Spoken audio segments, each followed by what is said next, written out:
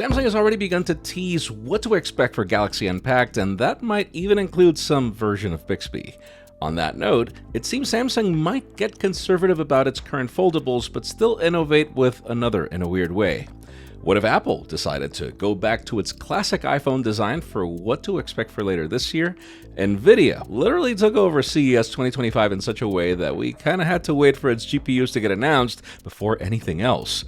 Also, it seems OpenAI has the key for the kind of general intelligence some want and some fear. I'm Jaime Rivera from CES 2025, but let that be for the next video as I continue roaming the show floor. For now, let's talk about the 5 topics that currently have the news taken over. This is Tech Briefing. The official news today begin with at least one topic from CES, which is NVIDIA, mainly because seriously, everyone's embargo was held until the company revealed its new GPUs, and well, now I kinda get why. The company announced the GeForce RTX 50 series, and boy was this a lot.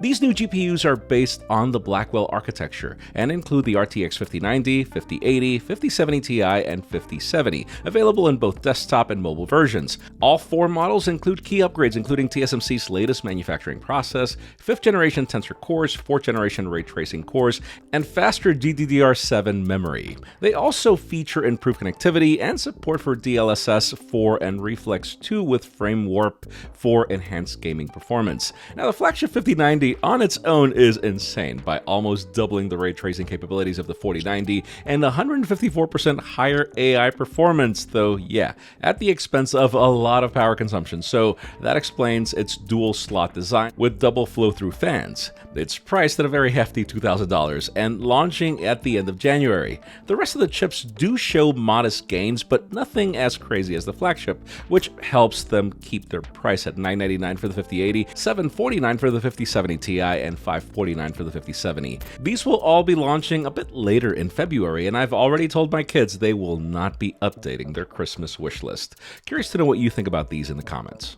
And speaking of those AI capabilities, let's talk about that. Like, seriously. Obviously, we've seen companies like Google really position themselves back in December to not just compete, but also surpass competitors. So you knew this was only going to open up the floor for more. Well, OpenAI CEO Sam Altman recently shared bold predictions about artificial general intelligence, or AGI for short, and yeah, they're pretty interesting. AGI refers to an AI system that matches or surpasses human cognitive abilities across various fields, and according to Altman, OpenAI already knows how to build AGI and expects its first AGI agents to significantly impact the workforce in 2025.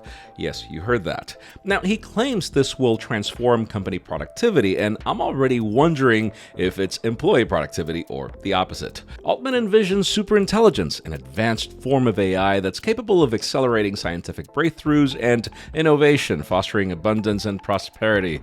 That's all PR jargon, by the way. But yeah, prosperity for who? Altman emphasizes the importance of developing these technologies responsibly to maximize their benefits. But obviously, we're keeping an eye as to who gets these benefits, or what opportunities does this open for us, the users, and not just corporate greed. Seriously, would you trust OpenAI with a tool this powerful?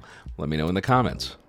Now let's switch to Apple, as things are getting rather interesting when it comes to the next iPhones. If you remember, the first 3 models were curved, then the next 4 were flat. The next 6 were curved, and everything else has been flat ever since. One design surely looks futuristic and minimalistic, but clearly curves are more ergonomic, and it seems we're about to find ourselves on some version of a new approach to the iPhone 17. A leaker called Fixed Focus Digital shared on Weibo that the iPhone 17 could have rounded sides, replacing the flat edges we've seen on the current models. The leaker didn't provide more details, but Apple often makes design changes to set its base models apart from the Pro versions, and at this point, it's even hard to predict if this has anything to do with the iPhone Air. Given that the phone is planned to be dramatically different than the rest, maybe that one has the curves and the regular ones don't. Apple's recent move to other materials like titanium with added coating have contributed to devices being easier to hold than the previous stainless steel, but ergonomics is not a word that I would use to describe them, so let's see what we get. I'm curious to know which would you prefer in the comments, because most people say flat. I actually like curved. Now let's talk about Samsung foldables because there seems to be good and bad news. I, for one, am a huge fan, but apparently that's not the case for everyone. Reports have it that Samsung actually plans to tone down innovation. Apparently, sales haven't been necessarily amazing for the lineups lately, but I even wonder if this is the right approach, as it's not like if these foldables have changed much lately in any way, except for a more expensive price tag.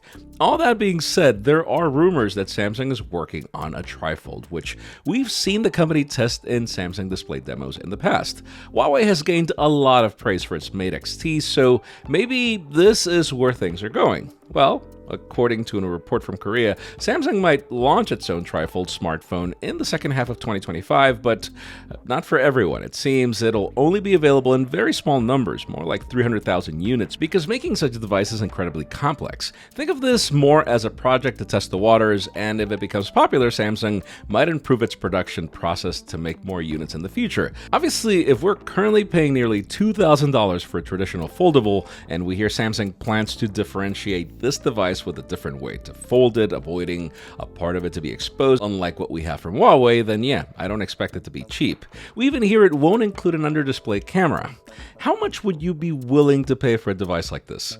Let me know in the comments, because honestly, I think the $2,000 should be the price for that device, and the current Fold should just go back to the way it was, or to a better, more aggressive price tag, I guess. And finally, for the hottest news today, let's talk about Samsung one more time. As leakers predicted, set your calendars for January 22nd at 10 a.m. Pacific time, as yes, it's time for another Galaxy Unpacked in San Jose, California, and best of all, you bet I will be there. Obviously, we're expecting the company's latest Galaxy S25 lineup with a base model, the Plus and the Ultra. Pre-orders will most likely begin right after the event, and then all these devices are expected to hit stores around February 7th. Anyone hoping that we'll get a slim device at this event will likely have to wait until the spring, but I'm hoping I'm wrong, though. We could be getting teasers, and we hear that there will be a teaser for the Galaxy Ring and the glasses and so much more. Now, some do claim that in addition to the hardware, Samsung really wants to double down on its approach to AI. We saw the company be first at a ton of things at the previous Galaxy Unpacked, but rumors claim there will be a lot more here. Heck, we even see in the teaser that the company uses for this event, where it points to a lot of curves, hinting to the device's new design, but then it brings what I assume to be the new Bixby into the mix. Yes, the same Bixby that was pretty much silenced on the current launch is rumored to get a major overhaul. We even wonder if it'll keep the same name, but time will tell. By the way, Samsung is already accepting free reservations for the Galaxy S25, offering perks for a $50 credit that can be used towards accessories such as cases and smartwatches.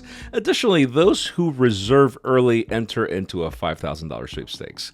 This year, it seems that Samsung also woke up and smelled the coffee about trade-ins, as they're boosting them and offering other options and incentives to attract early buyers. We even saw a new batch of leaks of Qi 2 cases, which seem to bring the magnetic functionality, but the way OnePlus does it with the 13 series, meaning only the case is magnetic and not the device itself, but hey, it means you can use MagSafe accessories. In today's question, let us know, are you reserving or pre-ordering a Galaxy S25, and if so, which one? Because in my case, I'm obviously rooting for the Ultra, but I am hoping for a more powerful base model, as I do like the smaller footprint. That's just me, though. Leave us a comment down below. We'd love to know your opinion. Friends, again, Tech Briefing is a work in progress, and for us to continue into the next phase, we need your support. But again, this is the good kind of support where all we're asking is for a like and subscribe. Tell your friends that I've started a new channel, and also follow me on social media, which is also of huge support. Tech Briefing alone is the work of 3 people, so we really do hope you like what you see. I'm Jaime Rivera. Thanks so much for watching. We will see you on the next one, hopefully from the CES show floor.